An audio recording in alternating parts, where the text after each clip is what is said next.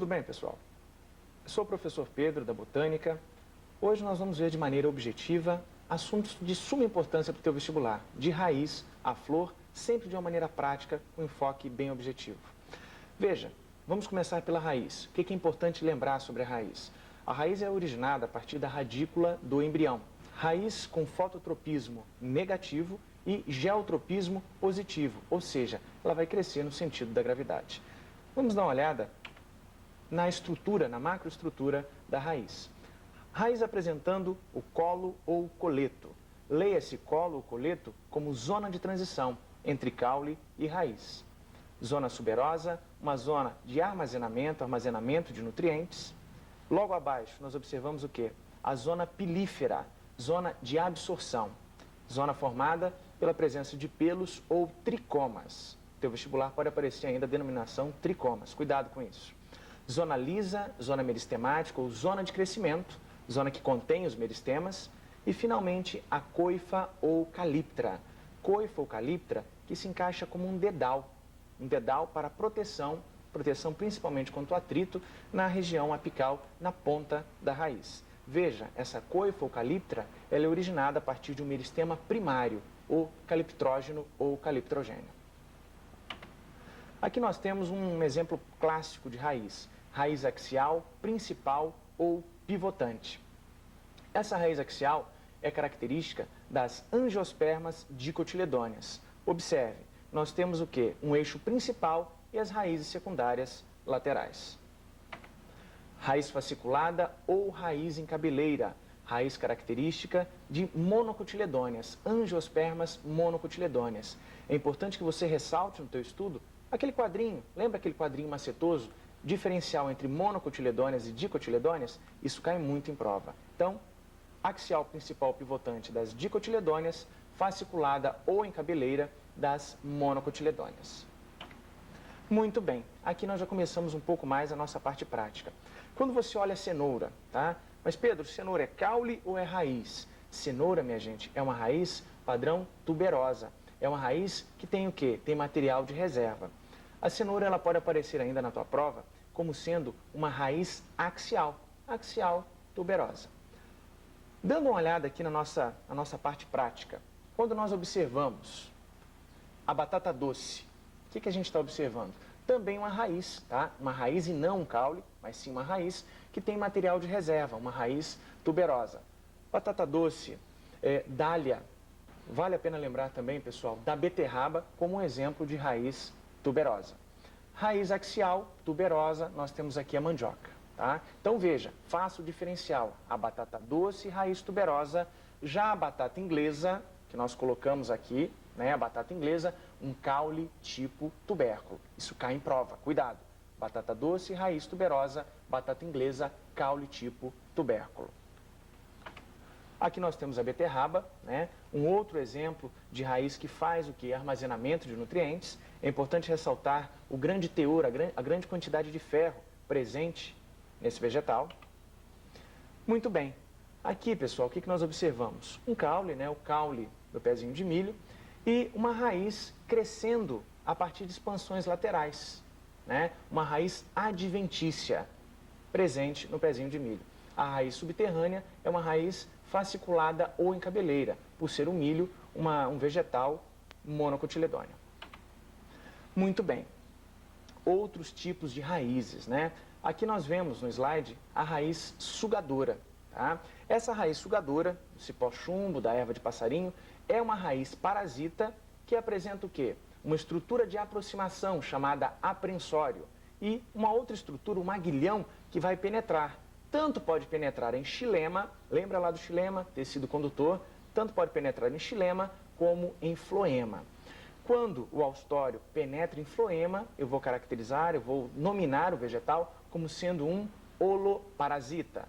Quando esse haustório penetra em xilema, eu vou nominar o vegetal de hemiparasita. Lembrando do cipó chumbo e da erva de passarinho como principais exemplos. Caule.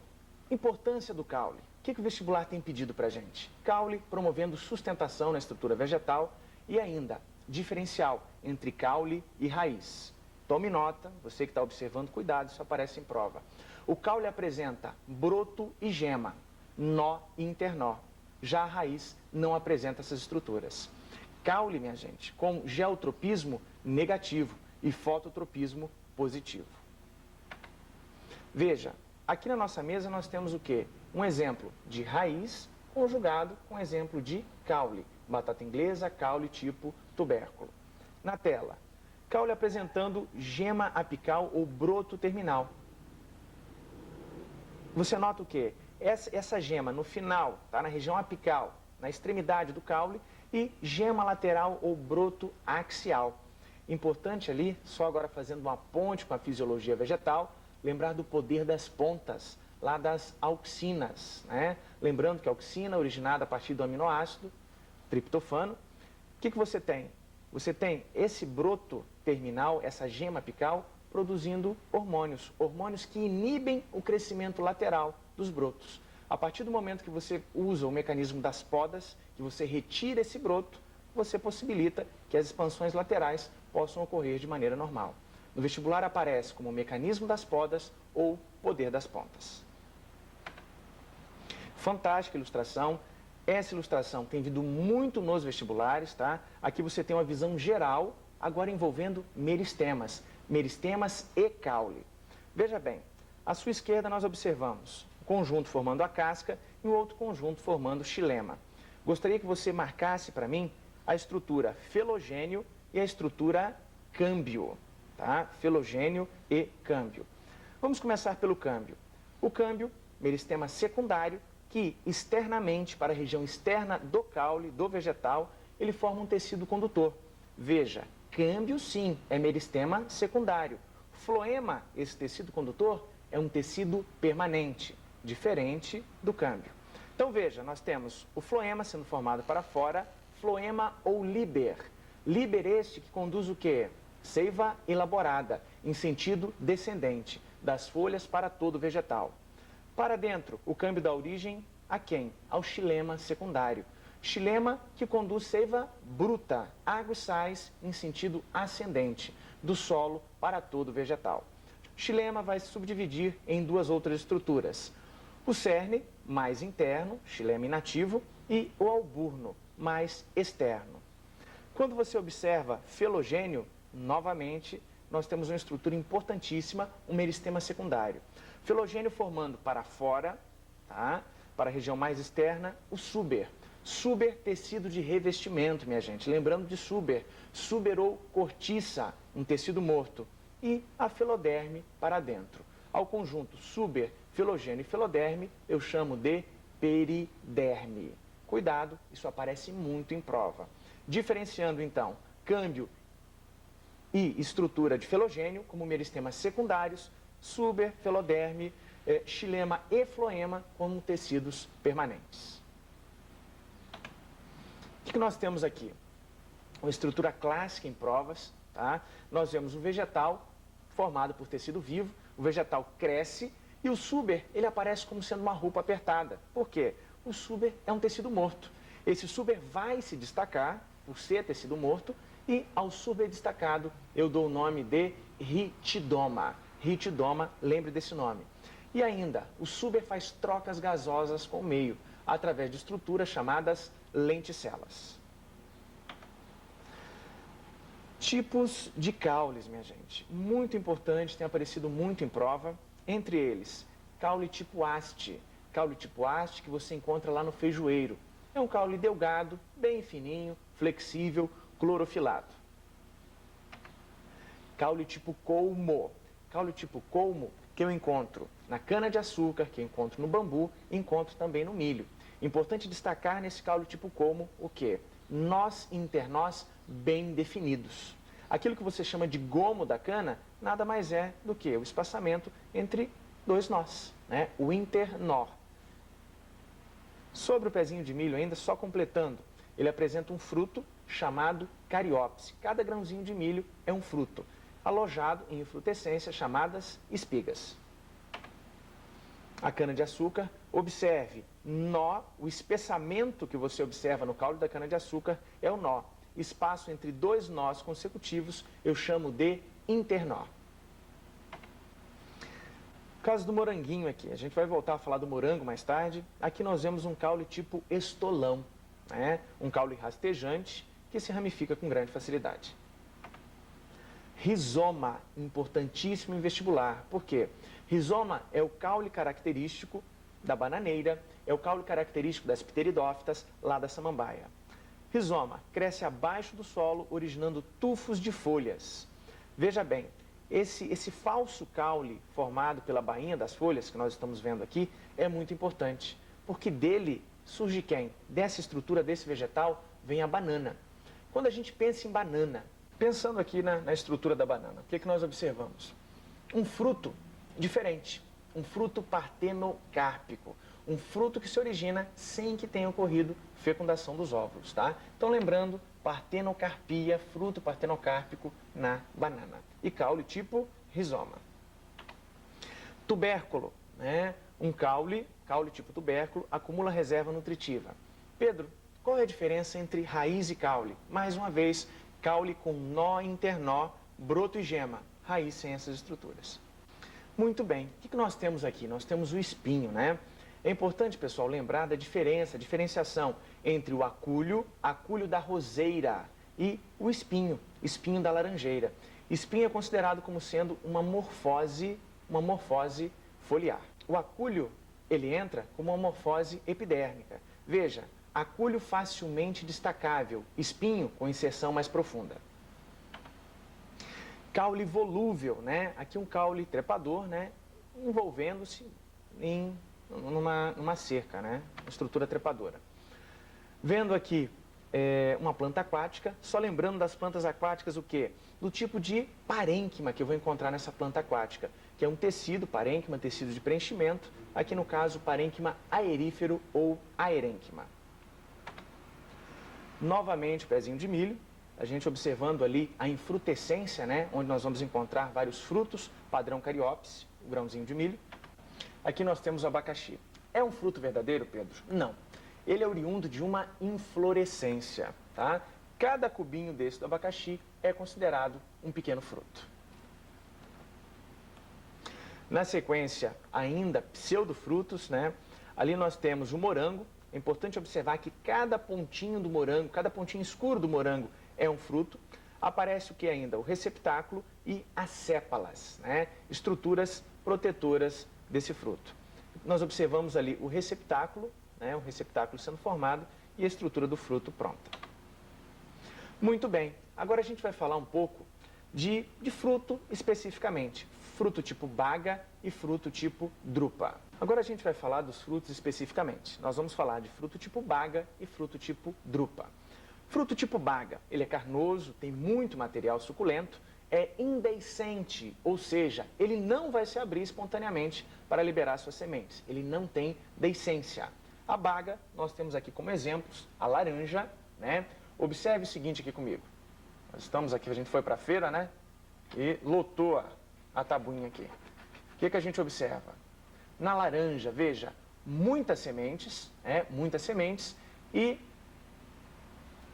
eu costumo dizer que a baga é mole. Para a gente poder diferenciar, vamos continuar vendo um pouquinho de baga.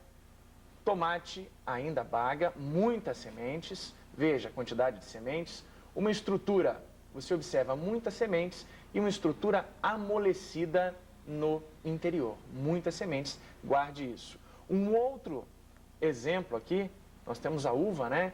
Observe, ainda uma baga. Veja o que?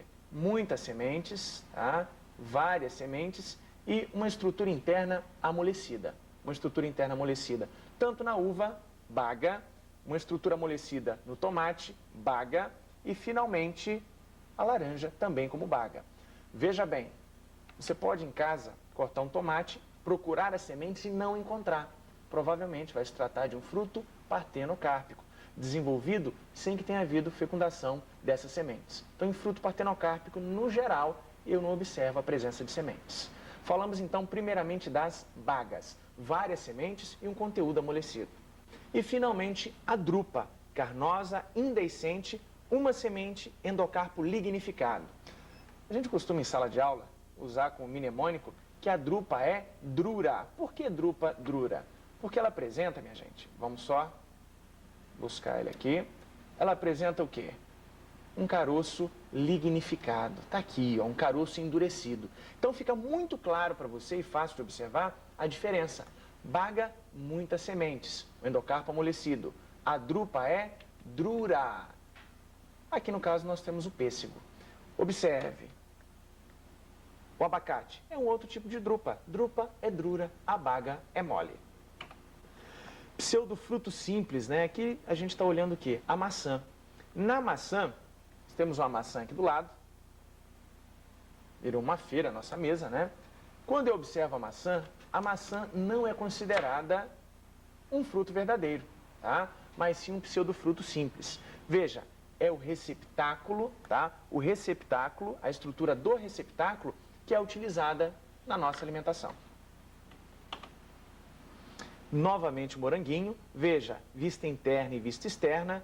Importante ressaltar o aquênio, fruto seco com uma semente. Cada pontinho do morango é um fruto. Muito bem. Aqui, depois que nós passamos pelo fruto, o que ele está mostrando para a gente na tela? Nós vemos, pessoal, a disseminação dos diferentes vegetais. Observe, algas. Essas algas, as algas mais evoluídas, as clorofícias, dando origem aos vegetais intermediários, musgos, no caso aqui as briófitas, as pteridófitas, as samambaias, gimnospermas e angiospermas. Importantíssimo, principalmente, briófitas, pteridófitas, gímino e angiospermas. Vem muito em prova. Dando continuidade, pessoal, estrutura de folha, importantíssimo em prova.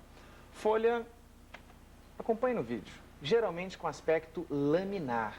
Isso garantindo o quê? Uma maior superfície para fotossíntese. Essa superfície laminar é chamada de limbo. Você observa ainda a presença de estípulas, geralmente verdes, fazendo proteção e fotossíntese, a bainha e o que nós costumamos de chamar o pezinho da folha é o pecíolo, fazendo a ligação entre a estrutura laminar, entre o limbo e a estrutura caulinar. O que nós observamos aqui? O mesófilo foliar, o meio da folha. Vem muito em prova, gente, muito em prova, porque é a estrutura responsável pela fotossíntese na folha.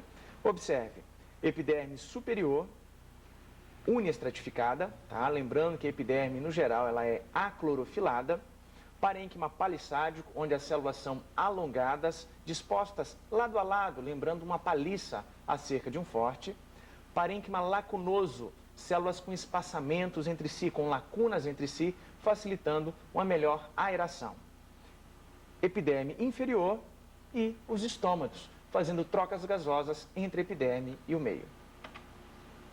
Um outro padrão de mesófilo foliar, com a cutícula, epiderme superior, parênquima palissádico, parênquima lacunoso e na região inferior, um outro parênquima palissádico.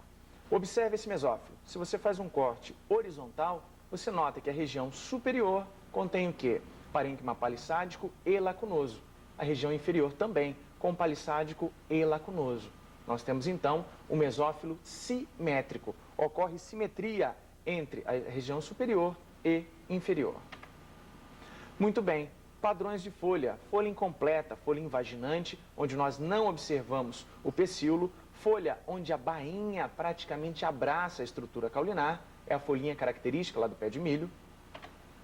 Folha séssil, também como folha incompleta. Aqui nós temos o quê? Morfoses foliares, modificações da folha, que visam a proteger meristemas. Folhas insetívoras ou folhas carnívoras, né, que vão se utilizar dos insetos, visando o quê? Chegar a um nível satisfatório de nitrogênio em sua estrutura, geralmente não encontrada no solo onde ela se encontra. Veja, aqui nós temos morfose foliar ainda, os catáfilos lá da cebola, a dioné, né, uma planta insetívora, estômatos, muito importante em vestibular. O estômato, ele vai fazer o quê? Troca gasosa entre epiderme e meio. Importante observar na ilustração, célula anexa, células estomáticas ou células guardas, tá? Guarda de onde, Pedro? Da estrutura mais específica de troca gasosa, que é o ostíolo. É importante lembrar que os estômatos têm forma riniforme ou forma de halteres e ainda apresentam cloroplastos. Podem ter como função secundária fotossíntese.